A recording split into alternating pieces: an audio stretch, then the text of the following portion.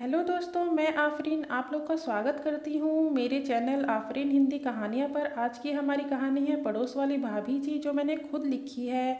चलिए शुरू करते हैं। अंदर आओ और लंच कर लो। ये आवाज़ थी हमारी गृह स्वामिनी अलका जी की। मगर उन्हें क्या पता था कि हम इतनी देर से भाभी जी के घर से बाहर आने का इंतज़ार कर रहे थे। आज ऑफिस की छुट्टी थी और इसका कुछ तो लाभ उठाना ही था ना। भाभी जी ने रोज़ दोपहर में सज संवर के अपने बच्चे अंकुर को स्कूल से लेने जाया करती थीं, और जिस दिन हमारे ऑफिस की छुट्टी होती उस दिन हम खिड़की पर लटके हुए बस उनके बाहर आने की प्रतीक्षा करते रहते। बस 2 मिनट, अभी आते हैं, तुम टेबल पर खाना तो लगाओ मेरी जान। हमने अलका जी को बड़े प्यार से बातों में उलझा दिया और वह नाश्ते की टेबल लगाते हुए हमारी प्रतीक्षा करती रहीं और हम प्रतीक्षा करते रहे। आय हाय, अपनी भाभी जी की। अरे वाह, दोपहर के 1 बजे थे और हमें दिन में ही चांद के दीदार हो गए थे। गुलाबी साड़ी जिस पर बने बड़े बड़े एक सफ़ेद फूल उनकी गोरी त्वचा को बहुत अच्छे से कॉम्प्लीमेंट दे रहे थे। गोरे से चेहरे पर लगी लाल लिपस्टिक, आह। हम उन्हें तब तक देखते रहे जब तक कि गली के मोड़ ने उन्हें ढक ना लिया। अलका, खाना लग गया क्या? हमने अपनी गृह स्वामिनी को आवाज़ लगाई। जी, कब का लग गया? आपको बाहर ताक झाक से फुर्सत मिले तब तो आप खाना खाएंगे ना अंदर आकर। अलका ने भी हौले स्वर में कहा। एक पल को तो हमें ऐसा लगा जैसे हमारी चोरी पकड़ी गई, मगर हम करते भी क्या, दिल के हाथों मजबूर जो थे। अलका इतनी खूबसूरत नहीं थी, हमें जैसी पत्नी अपने लिए चाहिए थी वो सारे गुण हमें भाभी जी में नजर आते थे। मगर अब कर भी क्या सकते थे? बस दूर से दर्शन करके अपने दिल को सुकून देना हमारी जिंदगी रह गई थी। कभी कभी मन में बैठे बैठे यूं ही विचार आता था, कितना खुशकिस्मत है वो सामने वाला शर्मा, जिसकी बीवी इतनी खूबसूरत है कि उसे देखकर आस पड़ोस के मर्द भी आहें भरते हैं, और एक हम और हमारी किस्मत, उफ। मगर अभी विचारों से बाहर आकर सबसे पहले हमें खाना ख़त्म करना है और गली में टहलने जाना है। अरे भाई, जानते हैं ना आप लोग, भाभी जी अंकुर को लेकर वापस भी तो आएंगी। अरे भाभी जी, आप इतनी भरी दोपहर में कहाँ गई थी? भाभी जी को आते देख हम भी लपक के गली के मोड़ पर खड़े हो लिए थे। बस बच्चे को लेने स्कूल गई थी। आप इस दोपहर में यहाँ क्या कर रहे हैं? भरी दोपहर में माथे से टपकता हुआ पसीना उनके गोरे रंग पे ऐसा लग रहा था जैसे सीप से मोती निकल रहा हो। हम तो उनकी पसीने की बूंदों में ही खो गए थे, मगर उनके सवाल पर जैसे होश में आए। अरे कुछ नहीं, आज वो अलका ने छोले बना दिए थे, बस उन्हें ही बचाने के लिए गली में टहल रहे हैं। भाभी जी हंस दी थी, वह भी ज़रा ज़ोर से। तब हमें ख्याल आया, हमने इस सवाल का जवाब कुछ गलत तो नहीं दे दिया। फिर सर झटकते हुए सोचा, चलिए छोड़िए, भाभी जी के दर्शन हो गए यह भी क्या कम है। और वो कहावत भी तो है ना, हंसी तो फंसी। और यह सोचते ही हमने मन में एक जोर का कहकहा लगा दिया। आज ऑफिस से घर आते हुए हमने एक साड़ियों की दुकान देखी। न जाने क्यों मन किया कि अलका के लिए हम भी गुलाबी साड़ी लें। बस फिर क्या था, हम फटाफट दुकान में घुस गए और हमने एक बड़ी प्यारी सी गुलाबी साड़ी, अरे हाँ भाई, वही गुलाबी साड़ी सफ़ेद फूलों वाली, पूरी दुकान ढूंढ ढूंढ कर हमने वह गुलाबी साड़ी निकाल ही ली और पहुंच गए अलका के पास। हमारे घर पहुंचते ही अलका का नियम था, वह हमें बहुत प्यार से पानी का गिलास थमाती और फटाफट चाय बनाने के लिए किचन में पहुंच जाती। उसके जीवन का एक एक पल बस पति की सेवा करते ही गुजरता, और वह इसमें बहुत खुश भी रहती थी। लो अलका, आज हम तुम्हारे लिए एक बहुत ही प्यारा गिफ्ट लाए हैं। ज़रा ये पहन के तो दिखाओ, तुम्हारे ऊपर कैसी लगती है।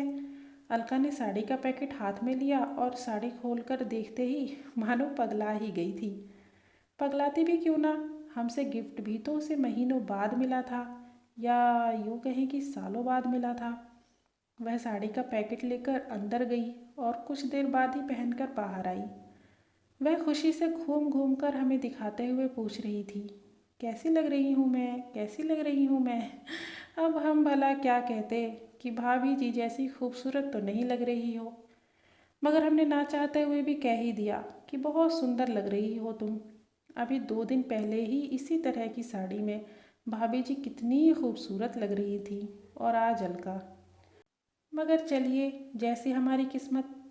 हमें तो रश्क होता था हर वक्त उस शर्मा की किस्मत से कि क्या खूबसूरत बीवी पाई है उसने। तभी हमने अजय भाई साहब को अपनी तरफ आते हुए देखा। अरे अजय भाई साहब, आइए आइए, और बताइए, सब बढ़िया? घर में सब कुशल मंगल तो है ना? आज अजय भाई साहब घर आए थे, हाथों में कुछ लिफाफा सा लिया हुआ था। हमने भी बड़ी खुश दिली से स्वागत करते हुए पूछ ही लिया कि क्या बांट रहे हैं गलियों में। अरे गुप्ता जी, हम क्या बांटेंगे, बस ये कुछ शादी के कार्ड हैं, यही बांट रहे हैं। छोटे भाई की शादी जो फिक्स हो गई है, आपको भी सहपरिवार ज़रूर आना है। अजय भाई साहब ने जवाब दिया। अजय भाई साहब को सोफे पर बैठाते हुए और अलका को चाय बनाने का ऑर्डर देते हुए हमने बातों बातों में अजय भाई साहब से पूछ ही लिया कि सामने वाली भाभी जी को कार्ड दिया है या नहीं। और उनका उत्तर हाँ में सुनकर हम तो मन ही मन फूले न समाए, क्योंकि 2 साल हो गए थे यहाँ रहते हुए, मगर ऐसा कोई मौका ही नहीं लगा जिसमें भाभी जी के साथ कोई शादी अटेंड की जाए। जब वह आम दिनों में इतनी खूबसूरत लगती हैं, तो शादी के दिन जब तैयार होंगी तो कितनी खूबसूरत लगेंगी। यह देखने के लिए दूल्हे से ज़्यादा इंतज़ार तो हमें था उस दिन का, शादी के दिन का। हम अपनी सोचों में गुम थे, तभी अलका चाय की ट्रे और साथ में पकौड़ियाँ लेकर आई और उसकी आवाज़ ने हमें अपनी सोचों की दुनिया से बाहर निकाला। ये लीजिए भाई साहब, कुछ चाय नाश्ता करिए। अलका चाय की ट्रे रखकर अंदर चली गई। वाह, भाभी जी के हाथों की पकौड़ियाँ, क्या कहना। और चाय तो बहुत ही लाजवाब बनाई है। वाह भाई गुप्ता, बहुत किस्मत वाले हो तुम, जो इतनी गुणी पत्नी मिली है तुम्हें। अजय भाई साहब अलका के खाने की तारीफ किए जा रहे थे और हम मन में बस यही सोच रहे थे कि इसमें तारीफ जैसा क्या है। वह पत्नी है, उसका कर्तव्य बनता है कि वह हमारा और हमारे घर का पूरी तरह ख्याल रखे। आज 5 नवंबर था। 5 नवंबर यानी शादी का दिन। ऑफिस में तो छुट्टी की अर्जी हमने पहले ही डाल दी थी। दोपहर से ही हम अलका के पीछे पड़े थे। अलका, जल्दी से तैयारी कर लो, हमें शादी में पहुंचना है और जल्दी से जल्दी पहुंचना है। असल में हम भाभी जी की एंट्री मिस नहीं करना चाहते थे, मगर अलका को ये कैसे बताते। शाम होते ही हम तैयार हुए और शादी में पहुंच गए। गार्डन में पहुंचते ही अजय भाई साहब हमें मिल गए थे और वह हमें अंदर ले गए और बड़े प्यार से बैठाते हुए खाना पीना पूछा। अभी वह हमसे बात ही कर रहे थे, तभी उनकी नज़र शायद हमारे पीछे से आती हुई भाभी जी पर पड़ गई और वह ज़ोर से उनका स्वागत करने के लिए आगे बढ़े। अरे भाभी जी, आइए आइए, बस आप ही का इंतज़ार हो रहा था। हमसे भी रहा नहीं गया और पीछे मुड़कर देख ही लिया। वाह, आज तो भाभी जी गजब ढा रही थी। नीले रंग की जरी वाली साड़ी में आसमान से उतरी हुई अप्सरा लग रही थी भाभी जी। भाभी जी आगे आगे और शर्मा जी पीछे पीछे। भाभी जी हमारे पास आकर रुकी, हमने भी नमस्ते करा और तभी हमारी नज़र शर्मा जी पर गई। शर्मा जी भाभी का हैंडबैग पकड़े हुए पीछे पीछे चल रहे थे और भाभी जी किसी राजकुमारी की तरह इठलाती बलखाती आगे आगे चल रही थीं और साथ में शर्मा जी को इंस्ट्रक्शन भी देती जा रही थी कि मैं टेबल पर बैठी हूँ, मुझे खाना लाकर यहीं पे दो। कुछ देर बाद पानी मांगती, कभी कॉफ़ी मांगती और शर्मा जी वेटर की तरह सब कुछ ला ला के उन्हें दिए जा रहे थे।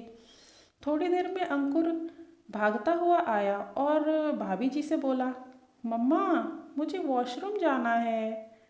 सुनो, इसे वॉशरूम ले जाओ, मैं नहीं जाऊंगी वहाँ, मेरे कपड़े खराब हो जाएंगे।